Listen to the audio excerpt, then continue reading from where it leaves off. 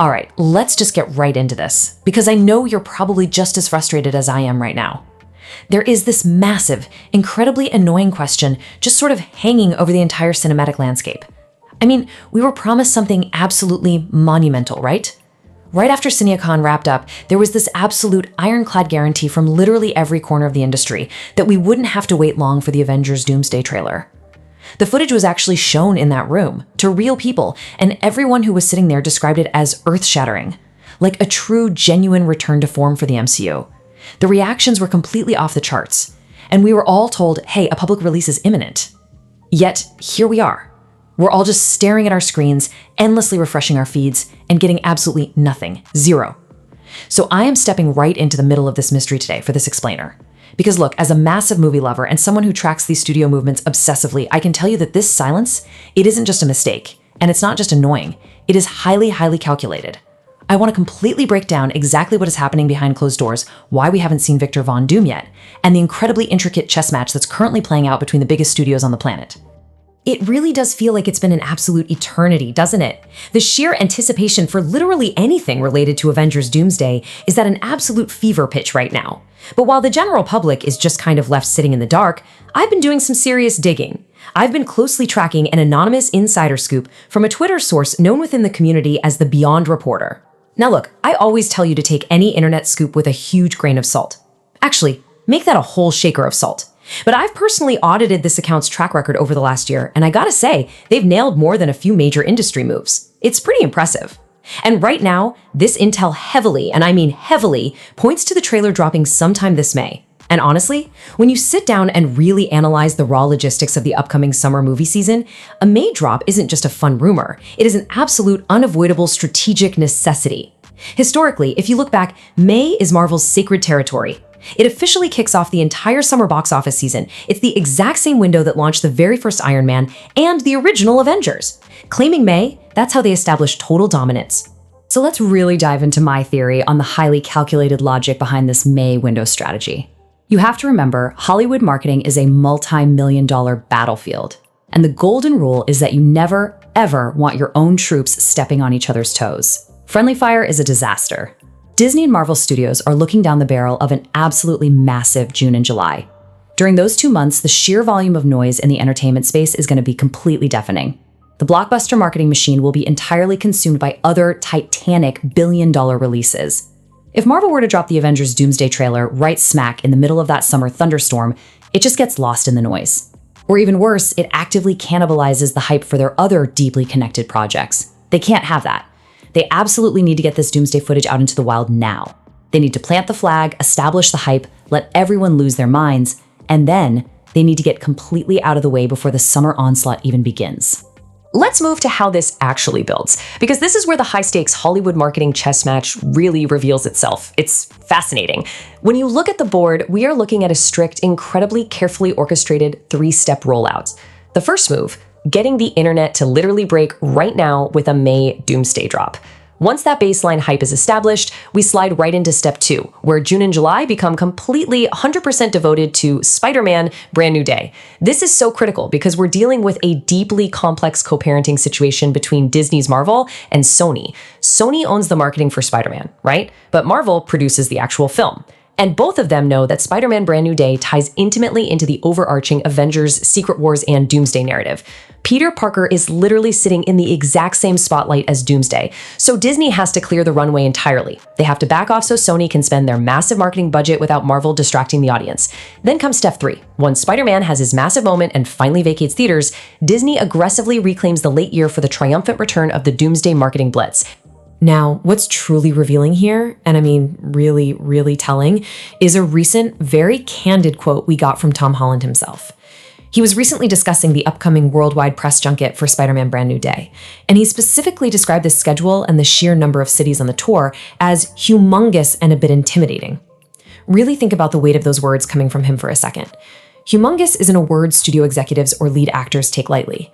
In Hollywood speak, humongous means massive financial backing. It means a relentless, exhausting pace.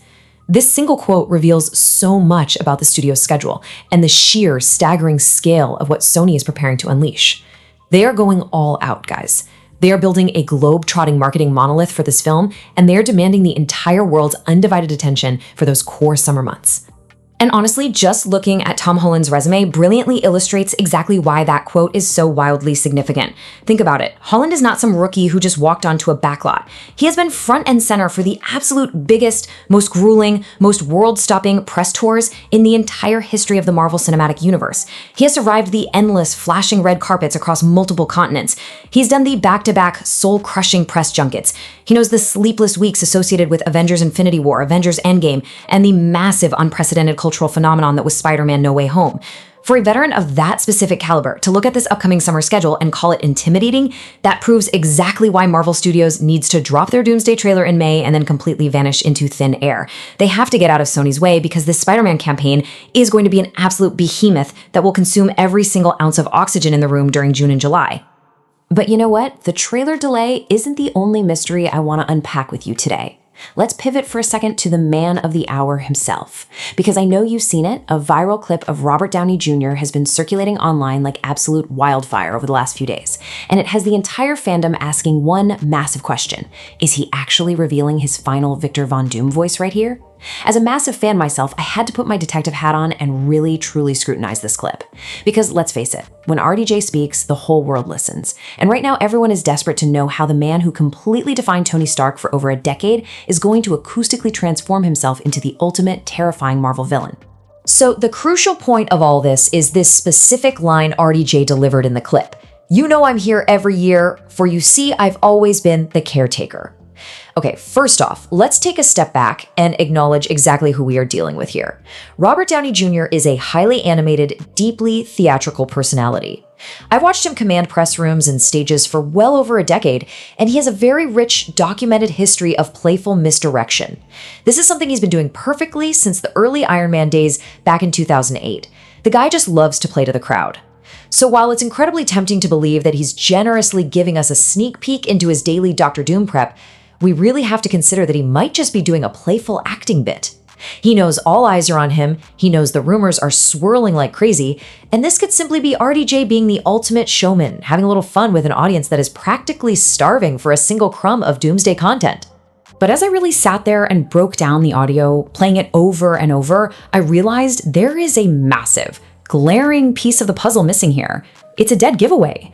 You see, attendees at that exclusive Cinecon presentation explicitly noted that in the official trailer footage, Dr. Doom has a very distinct Eastern European, almost Romanian-sounding accent. And look, this is absolutely vital to his character. It grounds him in his comic book origins, highlighting his regal nature as the absolute, iron-fisted ruler of the isolated country of Latervia. It's supposed to make him sound ancient, foreign, and deeply commanding. But in this viral clip of RDJ, that accent is completely absent. It's totally missing. Zero trace of it. He's speaking with a dramatic flair, sure, but there is absolutely no hint of the Latervian dialect that the Cinecon crowd swore they witnessed. And this specifically leads me to believe that what we are hearing online right now is absolutely not the final voice of Victor Von Doom. In fact, to my ear, when you really lean in and listen closely, my personal observation is that RDJ's delivery in that viral clip sounds like something else entirely. It doesn't have the booming, heavy, operatic gravitas I would expect from Dr. Doom.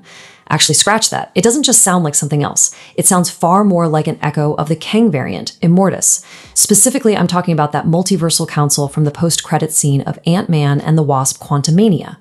Think about it. The cadence, the slightly eccentric phrasing, the weird, breathy pauses, it feels way more like a playful impression of a different multiverse villain rather than the definitive, terrifying final voice of Doom. So while all of social media is out there hyping it up as this massive accidental reveal, I'm firmly planting my flag right here. It's a playful tease, it's a bit of theatrical misdirection, and it is absolutely not the real deal. Okay, let's shift gears and get back to the main event. Let's demystify the harsh realities of the Hollywood pipeline. Because the biggest question I keep getting over and over is this: if they had a finished trailer, good enough to show a massive room full of theater owners at Cinecon, why wasn't that exact video file just uploaded to YouTube immediately? I mean, it seems so incredibly simple, right? Just click the publish button. But the reality of modern blockbuster filmmaking, and specifically the intense microscopic scrutiny of the internet, makes it far, far more complicated than just hitting upload. Let me explain this by looking back at a little bit of history, specifically something I call the Infinity War precedent. We've actually been through this exact scenario before, guys. Do you remember when Marvel showed the very first look at Avengers Infinity War in Hall H at San Diego Comic-Con? The crowd went absolutely wild, specifically over this incredible shot of Thanos ripping a moon out of the sky and just throwing it. But when that trailer finally hit YouTube months later, that exact same shot looked vastly different. The CGI had been heavily updated. The textures were totally overhauled. And most importantly, the lighting on his armor had completely shifted from the convention leak to the official drop, all to make him look perfectly photorealistic. You see, what works in a dark, hype-filled room on a giant convention center screen rarely holds up to the forensic, frame-by-frame analysis of a global internet audience. I really want to give you a slow, step-by-step breakdown of why a convention trailer is simply not ready for a premium YouTube drop. It all comes down to what I call the YouTube polish. First of all, convention screens are often lower resolution. They are massive, yes, but they are surprisingly forgiving. They actually hide imperfections in deep shadows. YouTube, however, YouTube is an unforgiving arena of 4K premium HD requirements. Furthermore, you know there are folks out there on trailer breakdown channels who will literally zoom in on a single frame of metal reflection on Doctor Doom's mask just to look for rendering errors. To survive that level of scrutiny, the VFX teams have to do incredibly complex CGI passes. They are essentially building Doctor Doom layer by layer, texture passes, lighting passes, rendering metal armor to look perfectly tangibly real. What was good enough to get a massive cheer at CinemaCon is absolutely not good enough to be paused, screenshotted, and analyzed by 10 million people on YouTube. Believe me, they are tweaking that CGI as we speak.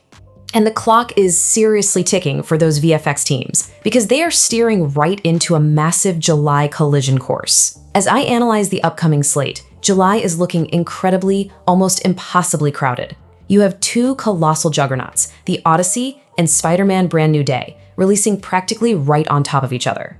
We are talking about two massive, overlapping, multi-million-dollar marketing campaigns battling for total global dominance at the exact same time. If Marvel Studios tries to push Avengers Doomsday heavy during this specific month, it's basically financial and promotional suicide. They would literally be burning their own marketing budget just to compete for attention with films that they themselves are deeply financially invested in succeeding. It makes zero sense.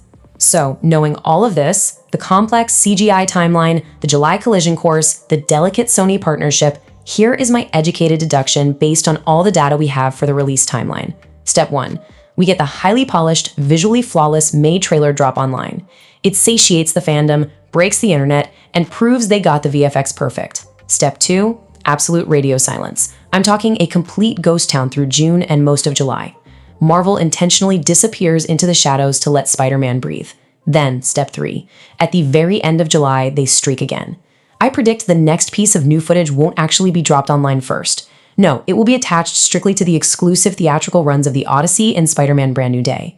They will use those massive captive audiences sitting in dark theaters to instantly pivot all momentum back to the Avengers. Because once those two July movies are finally out of the way, we enter what I'm calling the endgame pivot. Disney will suddenly have a totally, completely clear runway. They will take their entire marketing war chest, all the millions upon millions of dollars they strategically saved by staying quiet in the summer, and they will pivot it purely into a relentless, inescapable Avengers Doomsday push for the entire rest of the year.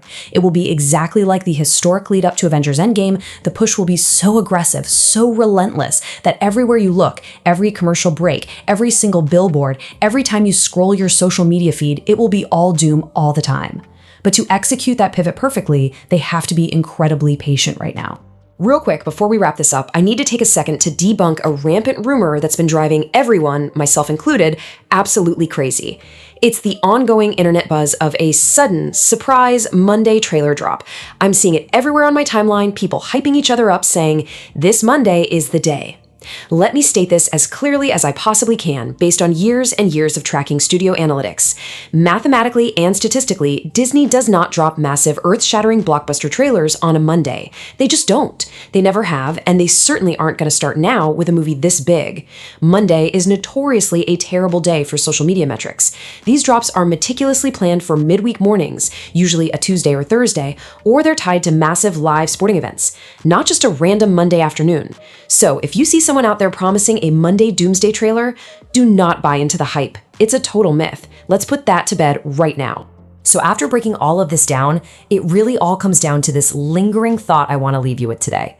Are we currently witnessing the greatest, most intricate marketing buildup in cinematic history? Think about the sheer scale of what we just discussed. We are watching a high-stakes, multi-billion-dollar game play out in real time. We have deliberate trailer delays designed to perfect million-dollar CGI simply because the internet demands absolute forensic perfection. We have veteran, legendary actors masterfully playing with the press to keep the mystery alive without giving away the real voice. And we have giant, competing studios carefully, meticulously coordinating their summer releases so they don't financially destroy each other. It is fascinating, it is deeply, deeply frustrating as a fan who just wants to see the footage, but it means that when that polished, absolutely perfect trailer finally hits this May, it is going to shatter the internet. Thank you so much for joining me on this deep dive. Keep your eyes completely peeled for that midweek May drop, and I'll see you in the next explainer.